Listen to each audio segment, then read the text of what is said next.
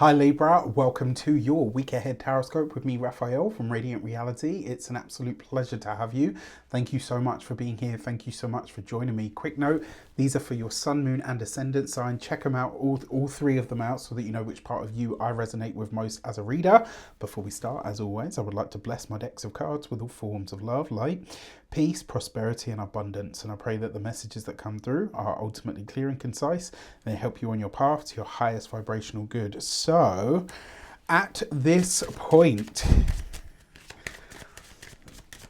if you are a continued subby, you know Rafi loves you. If you're new to my channel, please don't forget to like, share, if you should so choose, and it resonates, hit that subscribe button. Your key to the week this week is the Devil card.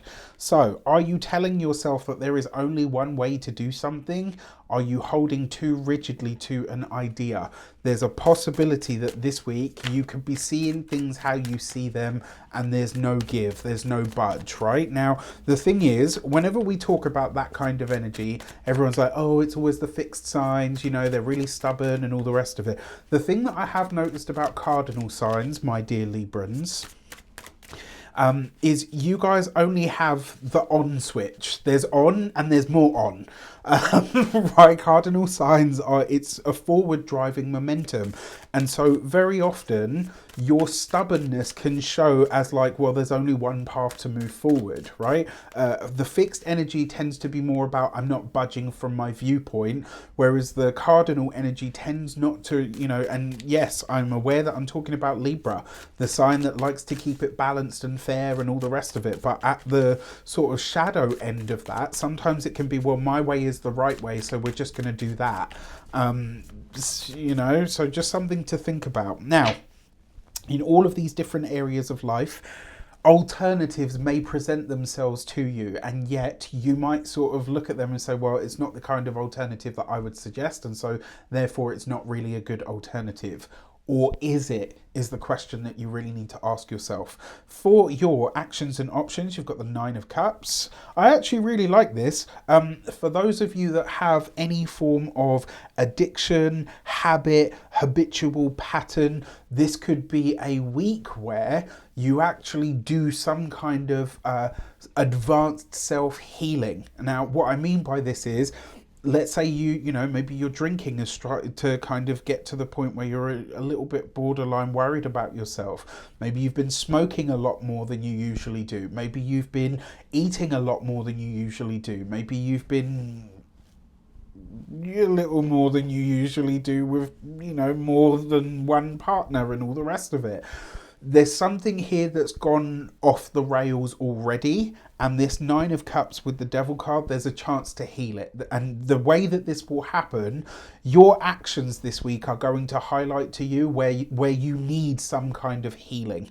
And what's going to transpire is very likely that you will have a moment where you say to yourself, this has gone too far and I'm going to bring my own sense of balance back to it. And in order to do that, I do kind of need to admit that there is a problem here in some regard. It is the 9 of Cups, which means the healing is already kind of setting into motion. In terms of what's available to you, this is kind of one of those times where it's like you get your wish, but you can't really stop to enjoy it. So I will say, if that is the case, you need to look at why. It's a very heavy example, but one that really does spring to mind is, this is way before the biop thing that's in the cinema came out. I remember watching a documentary about Amy Winehouse. I was fascinated with her just because she was such a deep and beautiful and charismatic and extremely creative, yet very tortured internally soul, right? That's who she was. It was just part of the magic that was her. And the thing that really struck me was there was a point at which, you know, where she kind of tried to get herself clean and on the straight and narrow, and she was celebrating like what should have been a really huge win for her, and she turned to her friend and said, oh, you know, this is really boring without drugs. You know, when you get to that point, you know that there's a problem somewhere. And so this week, it's like you could have something where you're like, oh my God, holy fuck, this is amazing and it's wonderful and it's all of that. And yet I'm unable to enjoy it. You need to look at where that hole within you is unfilled, or where somebody else is pissing on your fireworks, to call a spade, all right? For your communications and conversations, you've got the 8 of Cups, okay? There's been a lot of these double ups this week, right? Lots of like cards following like the suits and the elements have been really grouped this week in all of the cards. It's been incredible to see. So for your communications, this with the Devil card, that's like not just an inescapable, it's not an inescapable energy, it's kind of like an ignorance, but ignorance by choice energy. It's like, I don't want to see that, I don't want to deal with it, it's too painful, it's too heavy, it's not what I want, fill in the blanks for yourself. But there's something here this week, my dear Librans, where there is an escapist tendency that is showing its hand, right? In all of these energies that we've discussed. What is an addiction but an escape in some regard, right? It's a giving away of our power in some way. For those of you that are studying or in some form of academia, the 8 and the 9 of Cups, it kind of shows where maybe you're not getting out of something what it was supposed to deliver, and so there's a part of you that's like, is this worth it?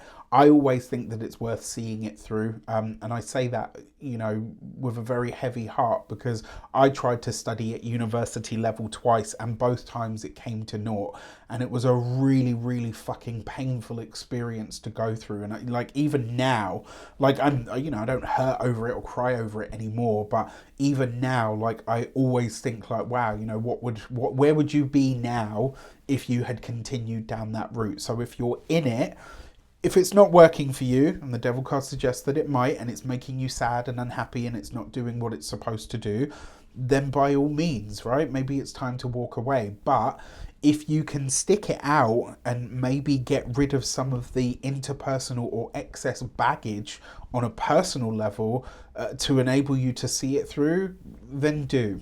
For those of you that are employed by somebody else, this Devil card with the 8 of Cups, it's almost like, well, I'm not being valued, and whatever comes up this week, whether it's a bonus or a talk of a promotion or whatever the case might be, it's not enough, right? I need more than that. There's a little bit of a spoiled brat syndrome going on here, which quite frankly, I don't see a lot for Librans. So I'm intrigued by this, because it's like, you got what you want and you're still unhappy. Or as we say here in the UK, for those of us that are more common, right? Like you used to say, like, what's your problem then? You got a face like a slapped ass. All right, for those, it's like, or one of my favourite ones, like, are you happy? Yeah, well, let your face know. For those of you that are business owners, entrepreneurs, solopreneurs, people that work for themselves, this is potentially you walking away from what might be a good opportunity, and a part of that, it feels like it's something to do with integrity. There's something here where you're kind of like, no, that rubs me or my morals the wrong way. And I'm not telling you to compromise on your morals whatsoever, but there are times where we need to learn to compromise, and you are a master of diplomacy, or, at least you should be. And if you've been with me long enough, I hate telling people what they should or shouldn't be, but most of my subscribership is like 25 plus. So at this point in life, as a Libra sun, you should kind of be in that sphere of at least being very diplomatic to understand that compromise is important. When it comes to your when it comes to your those of you that are retired and no longer working for any reason, this I actually think is you phasing something out that you've been doing that you know is bad for your health. It's kind of like, I've needed this, it's been a crutch, it's been a help, my darling Beaujolais or my bottle of Prosecco or whatever it is, it's helped me through the tough times, but now mama or papa needs to kind of stand on their own feet and, walk away from what is not really serving you, because it really is getting to the point where it actually isn't serving you. For your love and relations, you've got the 8 of Swords. So what do we see? 2 8s. 2 8s represents new knowledge, new wisdom, new information coming in. It's the 8 of Swords. For those of you that are partnered, married, or in long-term commitments, if you've been in a relationship where it has felt stifling, the way through or the way out of this is by really speaking up about what you can't or won't accept anymore. It's not going to be an easy conversation, but it will be a worthy conversation that will really create a lot of change. It's also possible that your significant other could pull you up and say, actually, you know what, your drinking is out of hand. Or actually, you know what, I really, you know, the way that you're spending our money is not good right now. Or, you know, there's something, it's possible that you could be voicing something that you won't accept anymore, but it could also be that your partner is pulling you up on something of your behavior that actually has become a bit of a problem, which we've seen already, right? When it comes to those of you that are single and looking to mingle, maybe you realize that there is somebody that you are super attracted to, but this person is just not good for you. Right? Like, for those of you that are just starting to date someone, maybe you're just starting to, and you've already seen some red flags, but you're ignoring them. This is Tarot's message to you to say, listen, stop ignoring them red flags because it's going to bite you in the arse.